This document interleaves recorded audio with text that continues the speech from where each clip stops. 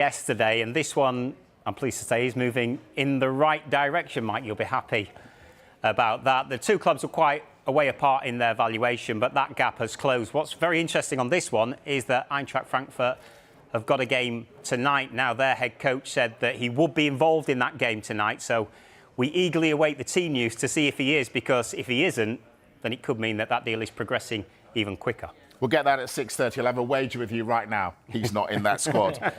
Rob, Vita Reis. Yeah, look, agreement in principle, we're told, with Palmeiras and Manchester City. A fixed fee of £35 million, just under 30 million. 35 million euros, just under 30 million pounds. They're still finalising the details of that contract, that deal, that agreement. Could well happen tomorrow, but it could well be a second centre-back in very quick succession for Manchester City because... Yep, Abdulkadir Kushinov is also on his way in. This one is pretty much done. £33.5 million. He's due in the UK to complete formalities. So this one very, very close, and we expect it to get completed pretty quickly now. Very briefly, Kyle Walker, I've got some big news on him that we'll do with you in the next hour at 6 o'clock. We're going to talk Kyle Walker. Hold your horses. Yeah, it's right. Interesting stuff, Mike. We're going to talk Kyle Walker because our reporter Jamie Weir is going to cover the Brentford versus Manchester City game. So we're just talking. Look at him, channeling his inner John Watson. Nice to see you, Jamie. He could have worn a winter coat, couldn't he? Kyle Walker, we just mentioned him, Jamie. Is he in the squad?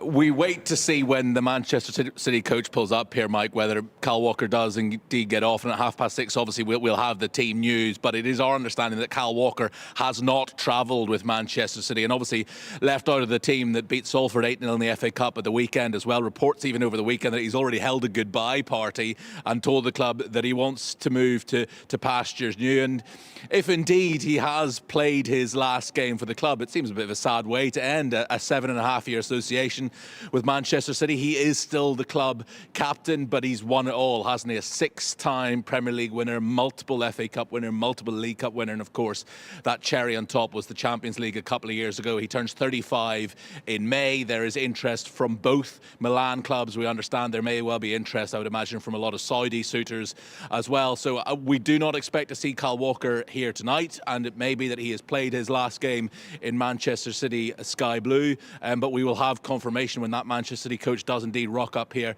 outside the Brentford Community Stadium very shortly indeed, and I will do my best Mossy impression up until then. Excellent. Jamie, we'll be right back with you as soon as the news breaks. Thank you. Go on then, Rob. What was it? You're going to put me on the spot now, aren't you? Well, look, OK, I've been talking to a few people about Kyle Walker, and he's got 18 months left on his contract, of course, turns 35 in May. But my understanding is he still believes very strongly that he's got 2, maybe 3 good years left in him at the elite level. And things are very amicable still with Manchester City. You look at the main man in the middle of your screen, he's very close, Pep Guardiola, to Kyle Walker. And my understanding is that Manchester City fully supports Kyle Walker's desire to try and get a move away. They don't want him to leave Manchester City, but they fully appreciate that at this stage in his career, his next contract is a really big contract.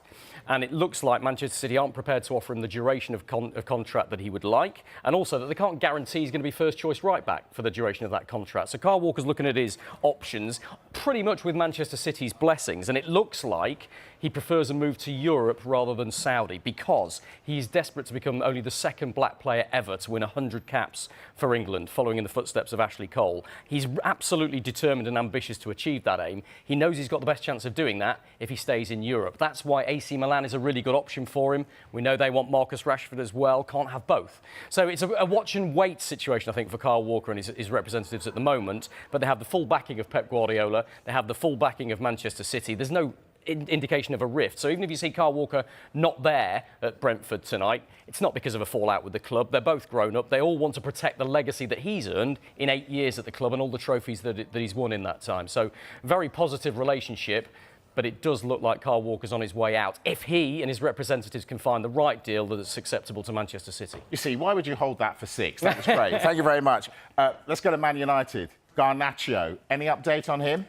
United have yet to receive any formal offers for Alejandro Garnacho, but Sky in Italy are telling us that there is interest from Napoli. Now, they're looking to replace Kavica Kvaratskhelia, who's expected to leave in this transfer window. But of course, Garnacho, I think Amorim has been impressed with his attitude. He played at the weekend against Arsenal, and United have made it pretty clear that they don't want to sell him. So we'll watch to see if there are any developments, but Napoli, the ones who are showing an interest, but nothing concrete in terms of a formal approach. All right, I want to talk Chelsea now. It looks like they and Bayern Munich could be doing some business. First of all, Tim, let's Bayern Munich forward that Chelsea are interested in. Tell us. Yeah, Sky in Italy are reporting that Chelsea have contacted Bayern Munich to ask about the availability of Matisse Tell. Now, he's a player that Chelsea also inquired about in the summer. Chelsea are ready to make a bid if they're given any encouragement for him. He's a player that can play all across the front line, but he's essentially a number 9. But, of course, Bayern Munich have got a pretty good number 9. So he's not been playing a lot of football, or he's had to play either side of Harry Kane. So it's one to keep an eye on again. If Chelsea receive encouragement, then they could come in with an offer. Sounds like he might be interested in the move as well, which I think is key here, because he had a breakthrough season last season. I think he scored 16 goal involvements in 40-odd games for Bayern Munich. Hasn't had so many opportunities this time since Thomas Tuchel left. So a big next move for him, I think, and Chelsea probably appeals. OK, and Christopher Nkunku, does he appeal to Bayern Munich? Very much so. Now, look, we need to stress this isn't a swap deal. There's no discussion. These are separate deals that are being discussed. Now, that doesn't mean that at some point down the line, the two clubs, Chelsea and Bayern Munich, might actually end up swapping them and working the deals out. But Tim's told you about Matthias Tell. Christopher Nkunku, we know, according to our colleagues in Sky Germany, he's agreed a deal in principle to move to Bayern. Talks are ongoing between the clubs to see if they can get a deal sorted out. But they like the fact that he's pacey, he's physical, he's 6 foot, he can lead the line very, very well. So it really appeals to Bayern Munich. And Chelsea are ready to make that bid official if they get news that this move's going to happen as well. So it's not a swap deal directly, Mike, but it's one striker going in either direction. So it'd be ridiculous to think that they're not discussing both of them together. Strikers making the headlines. Everybody seems to be wanting a striker. We know Tottenham want one. Here's Ange Postecoglou. Yeah, January is a difficult month to kind of really have any certainty about anything. I said when, there's a lot of things that need to come together, but, I think I said last week that the club's working really hard in that area, and, if there are any developments, we'll let everyone know. Breaking news coming out of Aston Villa, Rob Dorset. Yeah, it sounds like we've got confirmation that Marlon is leaving to go to Aston Villa. It's one they've been pursuing for a long time. We know that Villa have had a little bit of a downturn in recent weeks. They wanted Marlon. They've been pursuing him for some time to try and get that to happen. It looks like that's been confirmed from the other end now. We wait for any comment from Villa, but stay with us on the Transfer Show and Sky Sports News, because that has just happened. We'll get more details as we get them. Yeah, breaking news. Donyell Marlon to Aston Villa. Rob, Cristiano Ronaldo, where's he going? Well, nowhere by the sounds of things. And why would you, Mike, if you're on £3 million a week? Because that's the reported salary that Cristiano Ronaldo is on at Al Nassr in Saudi Arabia. £3 million a week. Just let that sink in. £3 million a week. Look, he's the best player in world football right now, even at that age, and they don't want him to go anywhere. So there's talks ongoing now about a possible extension to his contract, which expires in the summer. It's just going to make him even richer, isn't it? Wow, £3 million a week. Let's move on from that very quickly. West Ham need a striker. Where are they going? Where are they looking, Rob? Well, they're looking at Taiwo Awoniyi at Nottingham Forest. They get him? Well, at the moment, my understanding is that Nottingham Forest won't allow Awoniyi to leave the City ground unless they get another forward in his place. He's on West Ham's possible list of targets, but they've not yet made an official approach. Just started 2 Premier League games for Forest this season. He's dropped down the pecking order with Chris Wood absolutely flying. 12 goals. Interestingly, Evan Ferguson is a player that's been linked with a move to West Ham as well. They've spoken about it at the news conference today at Brighton, and the message is that they haven't yet decided whether or not he will be loaned out. But we thought that if he did go out on loan, it potentially would be abroad, but that is not necessarily the case. So there's a lot of Premier League clubs looking at this teenager who's not played a lot of football because of injury. So it will be interesting to see if there are developments, whether they will allow him to move to another Premier League club. Interesting. We're talking so much about strikers, Mike, aren't we? A lot of clubs want a striker in the January transfer window. Somebody who's going to get them the goals to get them out of trouble or push them towards the top end of the table, wherever they are in European football. As well as Awoniyi, Santiago Jimenez at Feyenoord is a player that Forest liked in the summer, had significant discussions about. If they rekindle that, might they let Awoniyi go to West Ham?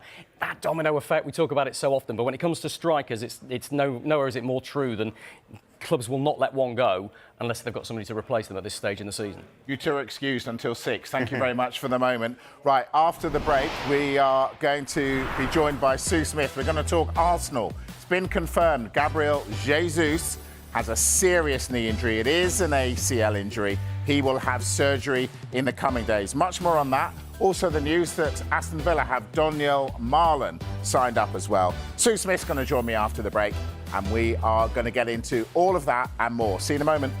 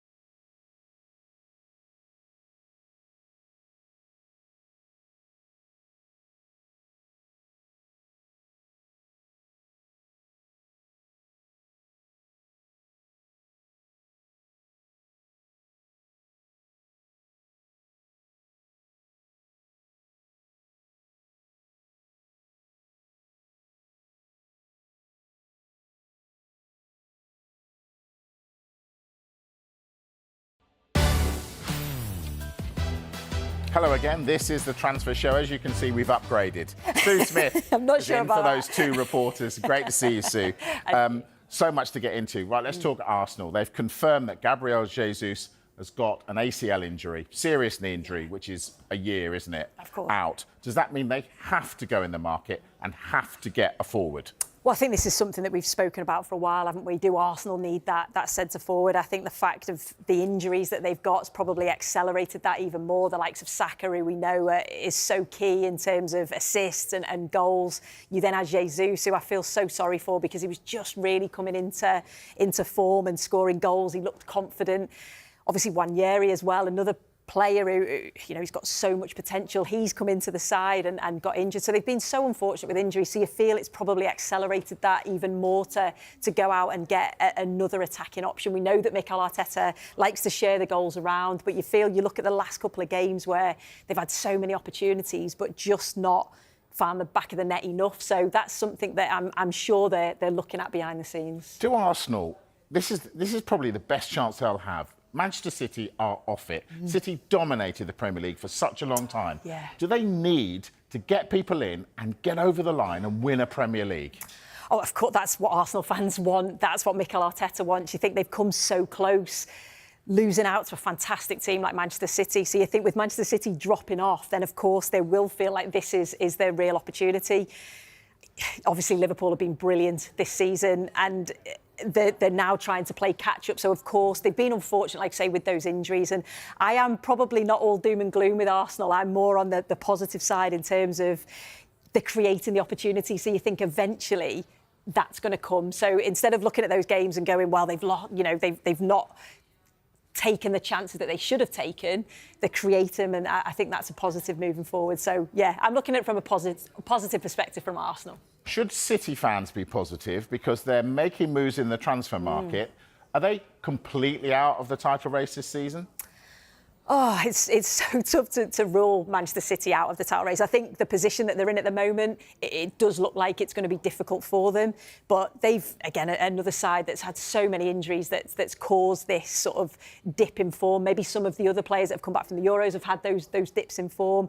The midfield area, an area that obviously Pep Guardiola's tried to solve, and it's been difficult for him to do that. But it looks like they're going to be busy in the transfer window. We thought that they would be. Looking at the defenders that they're looking at, the young defenders, is that the rebuild that we're saying Manchester City may need to do? Obviously looking at a striking option to take maybe a little bit of pressure off Haaland, a striker that could maybe play across that front line, so to maybe play with Haaland if need be. But it's just different options in there. But of course, I think a central midfielder, a holding midfielder, that's where you look at Manchester City, and the loss of Rodri's just been huge for them this season. Massive. Sue, we're running out of time. We must get a word on your beloved Everton. David Moyes back. Where does he need to strengthen his squad?